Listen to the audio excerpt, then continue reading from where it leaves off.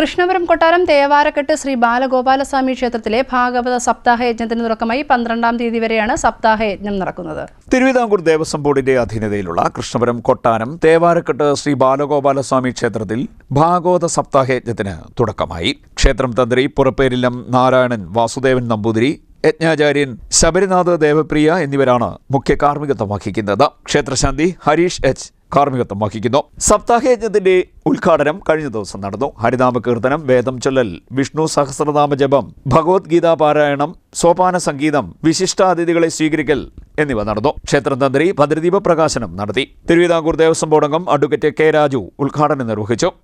ഹിന്ദു വിശ്വാസികളായിട്ടുള്ള ആളുകളുടെ അവരുടെ ആചാരങ്ങളും അവരുടെ വിശ്വാസവും സംരക്ഷിക്കപ്പെടുന്നതിനും അവരുടെ ആരാധനാലയങ്ങളും അതിൻ്റെ സ്വത്തുവകളും സംരക്ഷിക്കുന്നതിനും വേണ്ടിയിട്ടാണ് ആ ആക്ടിൽ വിഭാവന ചെയ്തിരിക്കുന്നത്. മെയിനായി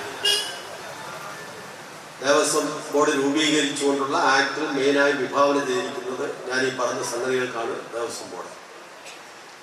3 അംഗങ്ങളാണ് ദേവസ്വം ബോർഡിൽ ഉള്ളത്.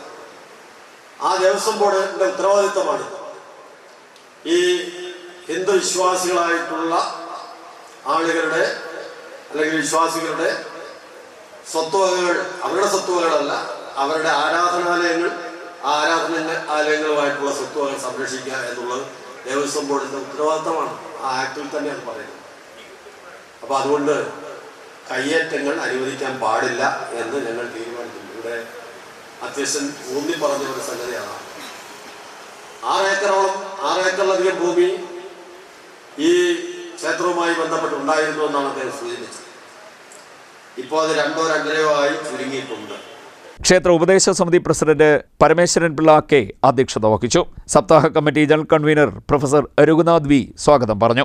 രാജ്യം പത്മശ്രീ നൽകി ആദരിച്ച കൊല്ലകൽ ജി ദേവകിയമ്മയ്ക്ക് ആദരവ് നൽകി. സ്വാമി സുനിൽ സിത്താർ ആത്മീയ ഭാഷണം നടത്തി. ഈ ഭാരതത്തില് വ്യത്യസ്ത ആശയങ്ങൾ പരസ്പരം ചേർത്ത് വെക്കാവുന്നതുണ്ടായിരുന്നു.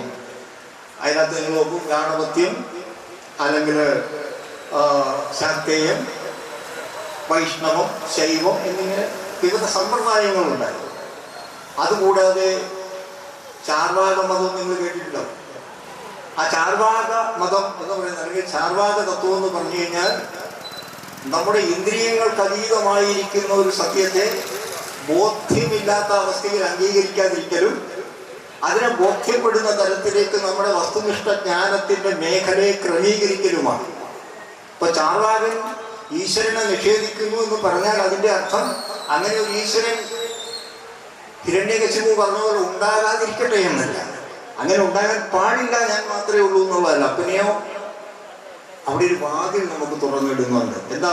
അതിനു മുമ്പ് നമ്മൾ വേണ്ടുന്ന കാര്യങ്ങൾ ആർജിച്ചിരിക്കണം. എങ്ങനെ? വസ്തുനിഷ്ഠമായി ആർജിച്ചിരിക്കണം. Sreekumar K, Harikumar K, Chidambaran K, Binu V തുടങ്ങിയവർ സംസാരിച്ചു. ക്ഷേത്ര ഉപദേശ സമിതി സെക്രട്ടറി ഓമനാനിൽ കൃതജ്ഞത പറഞ്ഞു. നിരവധി ഭക്തജനങ്ങളും ചടങ്ങിൽ പങ്കെടുത്തു. CDNet news, Kayamkulam.